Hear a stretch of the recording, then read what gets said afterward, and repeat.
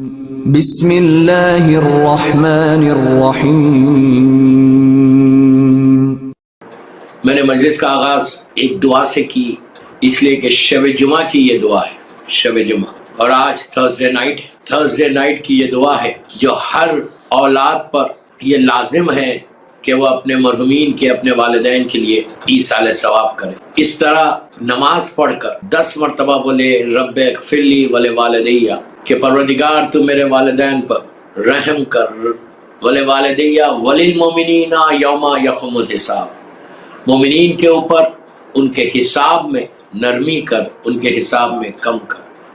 اس لیے کہ یہ بہت ہی ضروری ہے یہ سوچنا کہ ہمارا حساب ہونے والا، یہ کبھی کسی کو اندازہ نہیں ہوتا۔ 1% بھی ہم کبھی یہ نہیں سوچتے اپنی لائف میں کہ میرا بھی کوئی حساب لے۔ 1% بول رہا، کبھی میں یہ نہیں سوچتا کہ میرا حساب ہونے والا۔ ہم بڑی غفلت کے ساتھ زندگی گزار، اس لیے کہ زندگی میں ہم کو کبھی کسی کو حساب دینا نہیں ہے، اس لیے کہ ہم باس ہیں، ہمارا بزنس ہے، ہمارا کاروبار ہے، ہم بگ باس ہیں، مجھے کس کو حساب دینا ہے، ہماری فکر یہ۔ لیکن وہ سارے انسانوں کو، ہر انسان کو حساب دیں۔ یہ شکر ادا کریں کہ ہم در اہل بیت سے وابستہ ہیں۔ ایصال ثواب کتنا امپورٹنٹ ہے، دیکھو کہ ہر آدمی سے حساب لیا جا رہا ہے۔ کیا حساب لیا جا رہا؟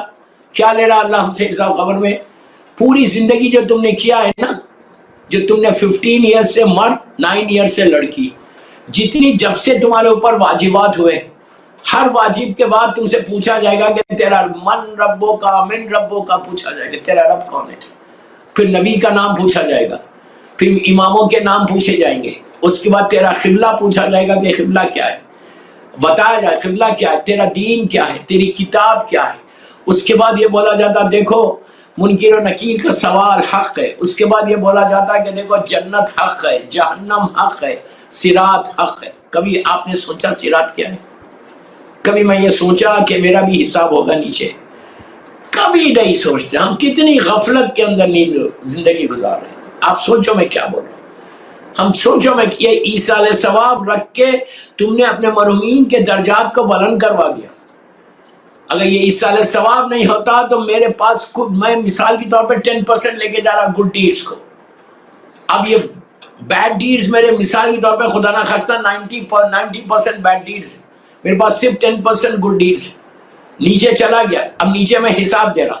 اگر وہاں پہ بیٹا یہ بول دے کہ پروردگار اس کی جتنی نمازیں قضا ہے میں ادا کروں گا، اس کے جتنے روزے قضا ہے میں ادا کروں گا، اس کا حج قضا ہے میں ادا کروں گا، تو تمہارے بیڈ ڈیڈز معاف ہوتے، گڈ ڈیڈز میں انکریز ہوتے رہتے۔ اس کے بعد پھر جتنے تم نے دوسرے گناہ کیے اس کا استغفار تم بیٹا بول رہا ایک کے پاس جا کے، بھائی تو میرے باپ کو معاف کر دے، میری ماں کو معاف کر دے، اس طرح سے بھی گڈ ڈیڈز آگے بڑھتے۔ تو آپ یہ سمجھو کہ نیچے جو حساب دینا ہے وہ اکیلے دینا، nobody is going to come and nobody is going to help you over there، کوئی ہیلپ نہیں کرنے والا۔ بیٹا اوپر ہے، بیٹی اوپر ہے، ماں اوپر ہے، باپ اوپر ہے، بزنس تمہارا سارا دنیا میں ہے، تم نیچے اکیلے ہو۔ اس کے لیے یہ 2 رکعت نماز جو آج شب جمعہ رکھی گئی ہے پڑھو، نیت کرو کہ میں نماز پڑھتا ہوں 2 رکعت مغفرت والدین، اپنی ماں اور اپنے باپ کے لیے۔ مغرب اور عشاء کے درمیان یہ نماز لازم پڑھنا، لازم پڑھنا، اور پڑھ کے یہ دعا کرنا 10 مرتبہ الحمد کے سورہ کے بعد بولنا بسم اللہ الرحمن الرحیم رب اغفر لی ولوالدیّ وللمؤمنین یوم یقوم الحساب۔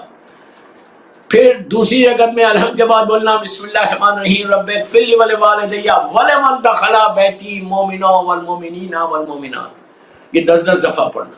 پھر نماز ختم کرنے کے بعد تسبیح شہزادی کونین پڑھ کر پھر یہ دعا کرنا 10 مرتبہ بولنا رب ارحمہما کما ربیانِ صغیرا، کہ پروردگار تو رحم کر۔ آپ سوچو مرنے کے بعد صرف ایک ہی دعا ہے، ایک ہی دعا ہے، بچے ایک ہی دعا کرتے، ہم بھی پوری زندگی ہم کو یہی دعا کرنا ہے۔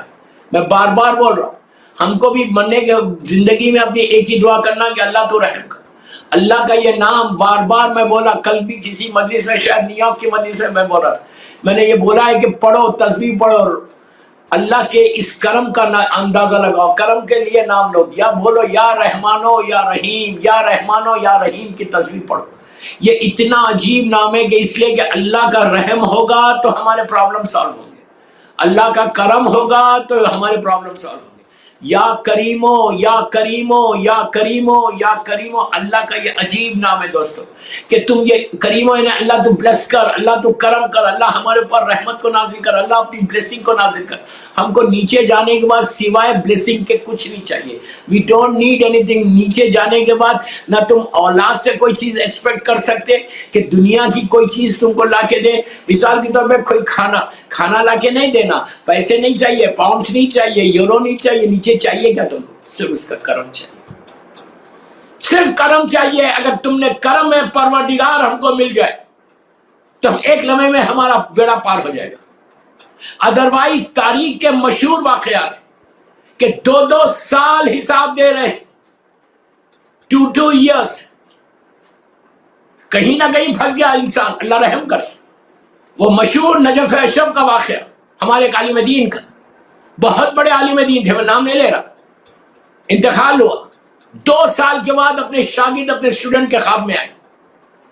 اسٹوڈنٹ نے پوچھا کہ آقا کہاں تھے اتنے دنوں سے؟ تو کہا کہ میں حساب دے رہا تھا. وہ کانپنے لگا، رونے لگا. آقا آپ حساب دے رہے، آپ نے اتنا کام کیا دین کا، اتنا کام کیا. کہا میں ایک چیز میں پھنس گیا تھا. پوچھا کیا؟ تو کہا کہ پرانا زمانہ ہے نجف اشرف کا، اس زمانے میں کارز اور ٹرکس یہ سب نہیں ہوتے تھے. جو موڈ آف ٹرانسپورٹیشن ہوتا تھا وہ کیمل ہوتا تھا. کیمل پہ لوگ سامان رکھ کے ایک جگہ سے دوسری جگہ پہ لے کے جاتے تھے. تو وہ کہتے ہیں کہ میں لنچ کا ٹائم تھا، میں کھانا کھا کے گھر سے کھانا کھا کے روڈ کو کراس کر رہا تھا. روڈ کو اس زمانے میں ٹار روڈ اور سیمنٹ روڈز نہیں ہوتے تھے، اس زمانے میں بالکل نارمل روڈز ہوتے تھے اور کیملز اور یہ سب چیزوں پہ سامان جا رہا تھا. وہ کہتا ہے کہ ایک کیمل کے اوپر ڈرائی گراس یلو کلر کی جو گراس ہوتی ہے، ڈرائی گراس، وہ کوئی مومن مسلمان اس پہ لاد کے اونٹ کے اوپر کیمل کے اوپر کراس کر رہا تھا، جا رہی تھا. یہ روڈ کراس کر رہے تھے، سامنے وہ کیمل کے اوپر گھاس تھی، گراس تھی، ڈرائی گراس. انہوں نے ایک کاڑی نکالی اس میں سے، ایک اسٹک، ڈرائی اسٹک ایک نکال کے اس کو ٹوتھ پک کیا، ٹوتھ پک کر کے پھینک دیا. اس کو ٹوتھ پک بنایا اور پھینک دیا. بس اس پہ پھنس گئے کہ تم نے ایک مسلمان کے مال کو بغیر اجازت لیا کیسے؟ اللہ اکبر، اللہ اکبر. آپ اندازہ لگاؤ میں کیا بول رہا ہوں. یہ ہمارے علماء کی تاریخ کا ایک عجیب مشہور واقعہ ہے. 2 سال تک حساب دیتے رہے. اب اس سے ریلیٹڈ جو چیزیں تھی اس میں پھنس گئے. کسی کی بک لی تھی اور واپس نہیں کی، جس کی وجہ سے ان کو حساب دینا پڑا کہ بابا تو نے لی تھی، کتنے بکس ہم نے لے لیے. یہ تو میں چھوٹی چیز بول رہا، جو لوگوں کا مال کھایا اس کا کیا ہونے والا؟ اللہ معاف کرے، اللہ معاف کرے. اسی لیے ہمارے پاس رد مظالم رکھا گیا. رد مظالم، پتہ ہے رد مظالم کیا؟ ہم کو معلوم ہی نہیں رد مظالم کیا. مرنے کے بعد یہ one of the biggest problem ہونے والا سب کے ساتھ. آپ اس کو ایکسپٹ کرو، اس کو ایکسپٹ نہیں کرو. جا کے کسی مولانا سے لندن میں پوچھ لو کہ واٹ از رد مظالم. ہم کو خمسی نہیں دیتے تو رد مظالم کیا دیں گے؟ This is very very sad part in our life. You believe me, this is very sad part. اس لیے کہ یہ ٹاپک پہ کوئی بات ہی نہیں کرتا، اس کو کوئی بولتا ہی نہیں کہ رد مظالم بھی کوئی چیز ہے. رد مظالم کا مطلب کیا ہے؟ واٹ از دس رد مظالم؟ مثال کے طور پہ میں بالغ ہونے سے پہلے اسکول میں، مثال دے رہا ہوں، کسی کا میں نے پین لے لیا مسلمان کا اور اس کو توڑ دیا، پھینک دیا، رکھ لیا اپنے پاس. مثال دے رہا ہوں، ربر لیا، رکھ لیا اپنے بیگ.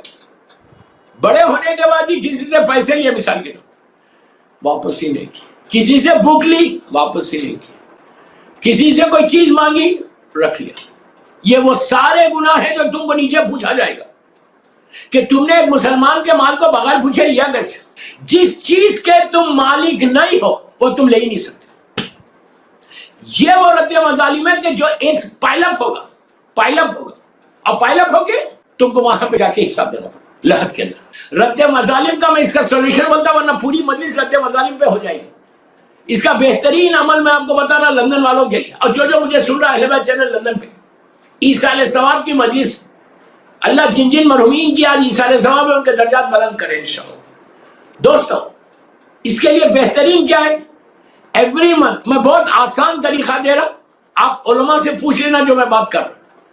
ہر مہینے مثال کے طور پہ تم 5 پاؤنڈ نکالو، 5 پاؤنڈ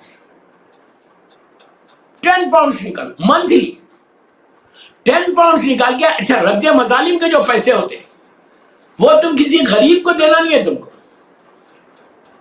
غریب کو نہیں دے سکتے، بلکہ رد مظالم کے پیسے دینی مدرسوں میں دینا۔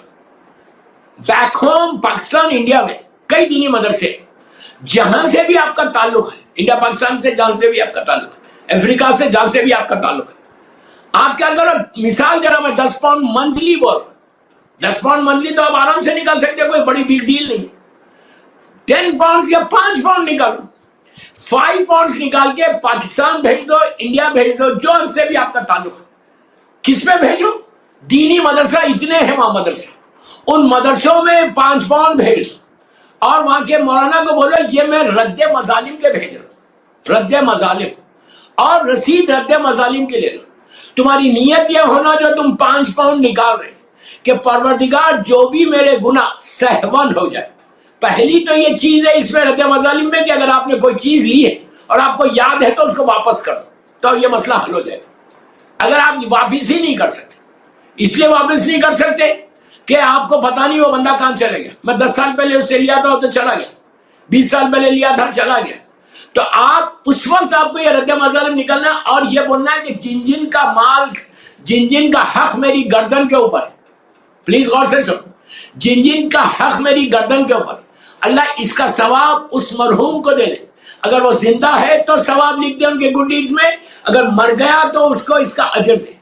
تو تم یہ پیسے 5 پاؤنڈ بول رہا، میں زیادہ نہیں بول رہا آپ سے، یہ 5 پاؤنڈ نکالو، دینی مدرسے میں بھیجو، بات سنو، رد مظالم لکھ لو، رد مظالم۔ رد مظالم یہ وہ چیز ہے کہ جو مرنے کے بعد تم کو پرابلم کر سکتی، اور یہ بہت بہت چانسز ہے کہ جن جن کا مال تم نے کھایا، ہر چیز کا، even rubber, even pencil, even book, even pen, کچھ بھی ہو، جو بھی لیا ہے وہ تم کو واپس کرنا ہے۔ اس کا اینڈ کیا ہے؟ اینڈ یہ ہے کہ اگر تم نے اس پہ احتیاط کر لی تو اسلام کتنا خوبصورت اور ڈسپلن ریلیجن ہے۔ اسلام کیا سکھا رہا کہ تم کسی کا مال بغیر پوچھے نہیں لے سکتے۔ اس کا اصل مسئلہ یہ ہے کہ اگر تم لوگے تو تم کو نیچے جانے کے بعد حساب دینا پڑے گا، اس لیے کہ حساب کے بارے میں ہمارے پاس کوئی تصور ہی نہیں۔ مجھے پوری دنیا ماشاءاللہ الحمدللہ مولا حسین کا صدقہ مدرسے پڑھتا ہوں، لیکن مجھے آج تک کوئی مجھے یہ مومن یہ نہیں ملا سوائے فیو کہ میں یہ نہیں بول رہا 5-10% لوگ ہیں جو ڈرتے بھی ہیں کہ حساب دینا ہے، لیکن 90% کیا ہے؟ مجھے کیا حساب دینا ہے؟ What did I do? What did I do؟ یہ تصور ہے ہمارے پاس، میں نے کیا کیا جو مجھے حساب دینا ہے؟ کتنے ایسے گناہ ہیں جو مجھے نہیں معلوم ہے۔ آج تھرسڈے نائٹ ہے، لندن میں آپ نے مسجدوں میں گھروں میں دعائے کمیل پڑھی ہوگی۔ دعائے کمیل میں میرے مولا کیا بول رہے ہیں؟ دعائے کمیل میں میرا مولا علی علیہ السلام کیا بول رہے ہیں کہ اللہ میرے وہ گناہ معاف کر دے جس کی مجھے نالج نہیں ہے، علم نہیں۔ یہ کون بول رہا؟